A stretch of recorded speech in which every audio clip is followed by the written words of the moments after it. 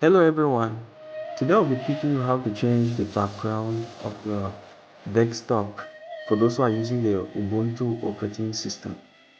It is a very simple step to follow, and without any further ado, let's get started. So for you to do that, you right click on your screen and go to desktop settings. Then this little window will open up and the different photos will display on that little window. Then you click on the photo that pleases you. You click on it.